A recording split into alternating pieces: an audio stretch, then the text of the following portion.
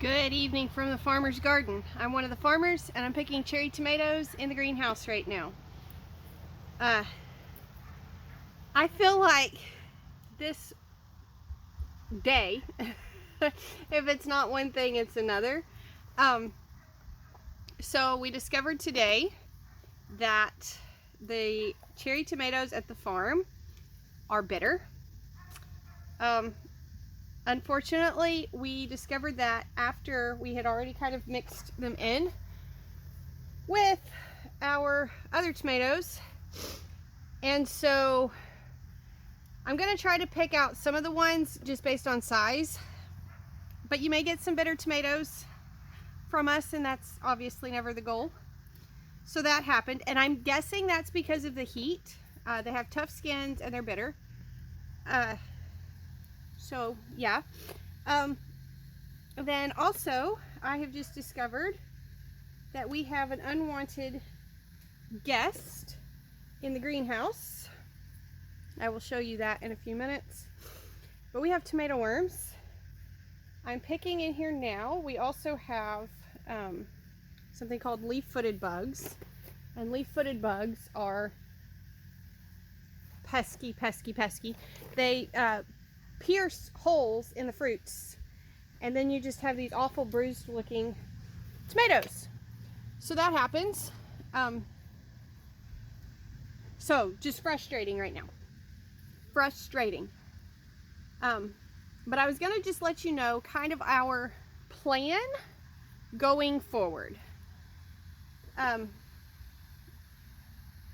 So we have a plan to hopefully get a well soon at our farm.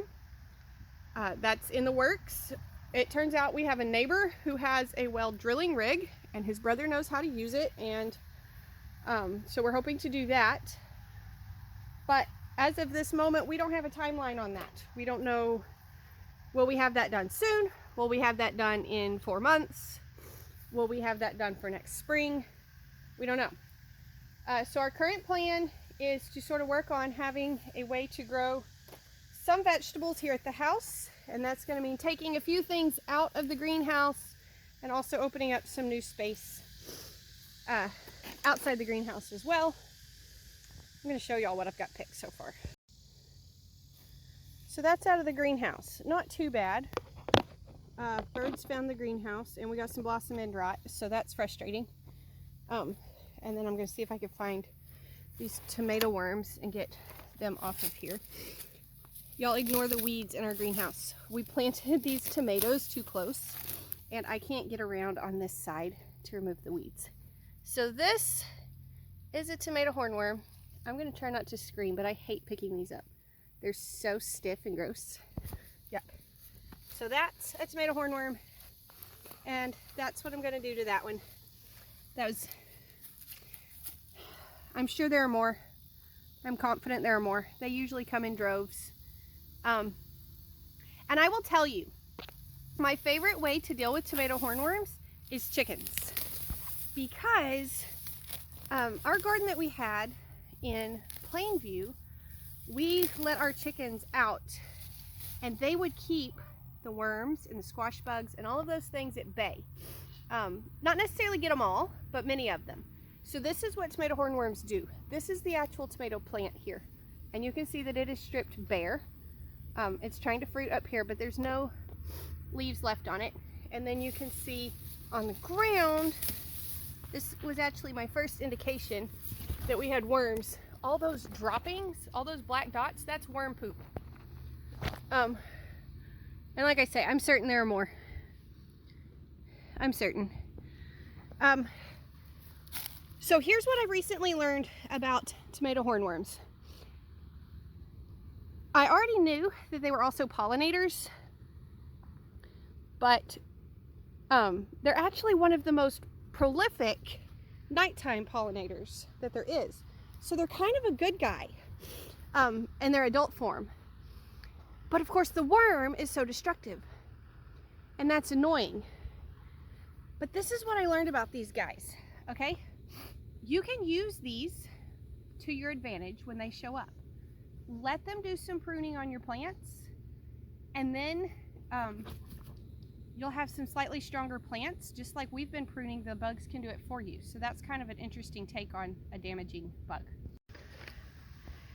Anyways, it's hot and I'm rambly, but I've got the tomatoes picked. I've checked for hornworms.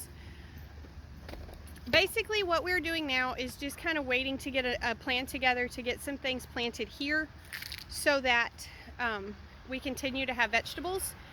We will not be planting more tomatoes. We have made the decision that for the rest of this year, the tomatoes we have here in the greenhouse and what continues to make it the farm, that's going to be it. Same thing for peppers. It just takes so long for us to get those established and up and going. So when we get water at the farm, or if we have to plant it here, whichever way this goes down, we're going to be planting peas and beans and squash and zucchini and cucumbers and things that we can put in the ground and get a fairly rapid turnaround on. And we're not going to be doing more tomatoes. So when the tomatoes dry up for us this year, they're just done. And like I say, those cherries are already turning bitter, so we're going to have to see how that goes. But yeah, there's your Friday farming update. Hope you enjoyed your visit to the farm. Hope you learned something. Y'all be sure and come out and see us at the market tomorrow, because that's what makes all this worth it. And be sure and come back when you can stay longer.